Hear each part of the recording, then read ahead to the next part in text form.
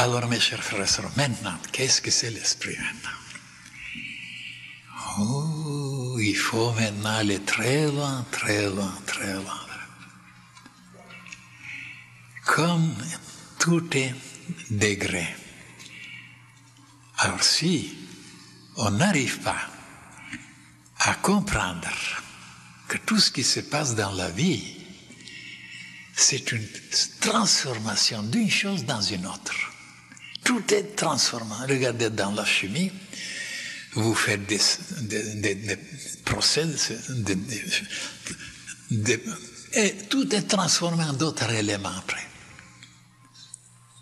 Et comment ça se fait que la chaleur devient lumière, la lumière devient mouvement, le mouvement devient magnétisme, et l'électricité, oh là là, donc on peut transformer toutes ces forces en d'autres forces, les matériaux en d'autres matériaux, rien ne se perd.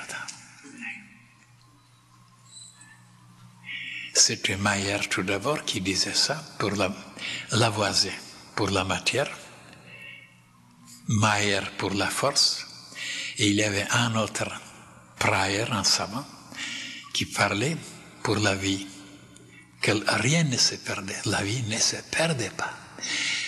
Le premier, c'était la matière qui ne se perdait pas, se transformait en une autre matière. Le deuxième, la force, se transformait, ne se perdait pas. Et tous les trois avaient raison. Alors, comme tout est degré, il faut savoir maintenant, quand on est trop bas, comme regardez les insectes, regardez les animaux, vous direz, est-ce qu'ils ont un esprit? Il se peut qu'ils n'ont pas un esprit, mais quand même ils ont une conscience, une vie. Et qu'est-ce que c'est avoir cette vie-là? L'homme a un esprit. Et les arbres, est-ce qu'ils ont un esprit? Personne ne trouvera que les arbres ont un esprit. Et on ne sait plus qu'est-ce que c'est l'esprit. Oh, on dit voilà, j'ai perdu mon esprit. Et il a fait une bêtise. Il a perdu son esprit. Et pourtant, il était là, son esprit. Mais peut-être rassemblé. Donc, il n'a aucune idée qu'est-ce que c'est l'esprit. J'ai perdu. Donc, où il est parti? Oui. Quel esprit vous faites? Donc, les gens ne savent pas. Et maintenant, c'est très difficile de vous faire comprendre clairement parce que on n'est pas habitué à saisir, c'est très flou.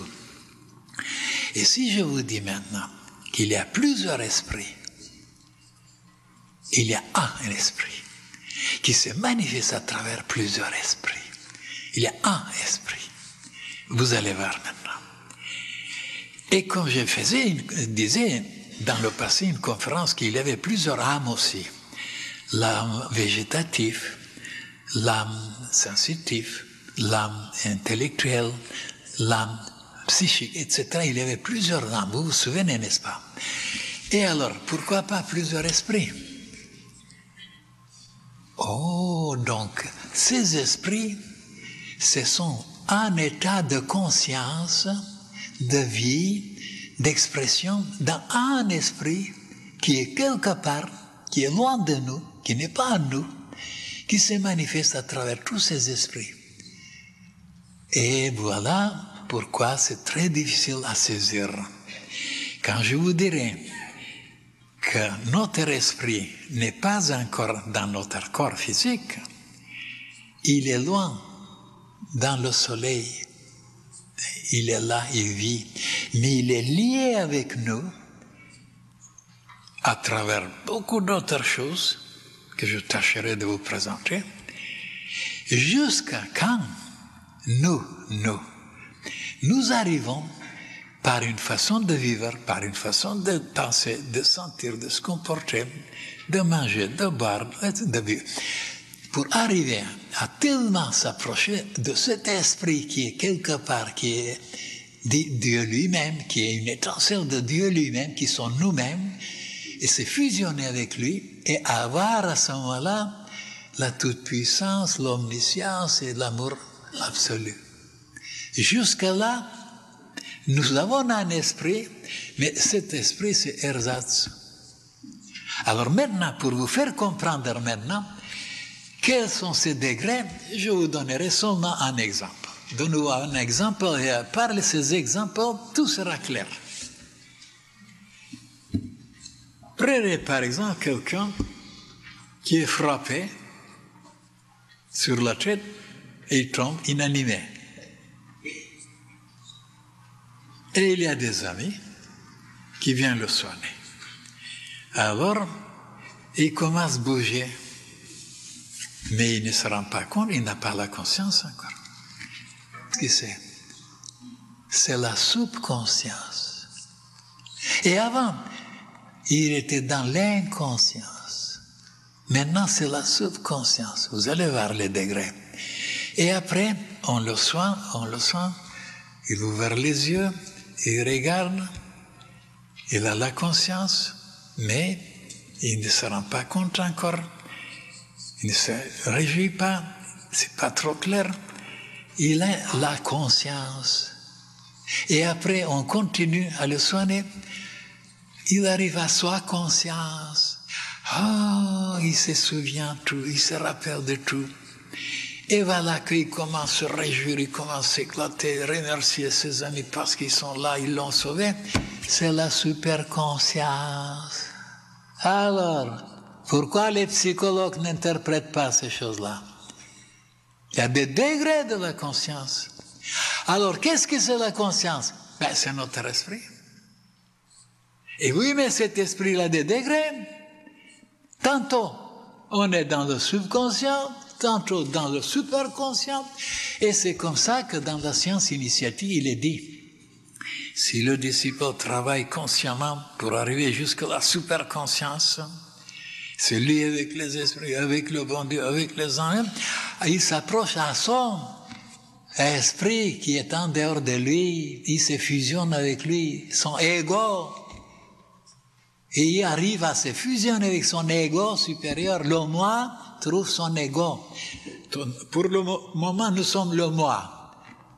Moi, c'est moi. Et toi, t'es toi. Ils disent. Le moi. Tout le monde, c'est moi. Ils disent. Moi. Mais ego, où est l'ego? Il n'est pas là. Donc il faut travailler pour se fusionner avec son propre ego qui est dans le domaine céleste auprès du Seigneur. Et à ce moment-là, comme cet ego, il voit tout, il connaît tout, il peut tout, alors l'homme, en se fusionnant avec lui, il devient tout puissant, omniscient et miséricordieux. Alors regardez, c'est clair pour moi. Regardez. Pourquoi c'est pas clair pour la foule? Alors c'est pourquoi il y a un travail, un travail formidable à faire pour arriver à se fusionner avec, et voilà comment les initiés ont résumé ça dans un symbole. Un serpent qui avale sa queue. Voilà. La queue c'est le moi, la tête c'est l'ego, il représente l'éternité déjà, le cercle, la perfection. Et ça, nulle part, ce n'est expliqué comme ça. Moi, je vous l'explique. Il cache toutes ces choses-là.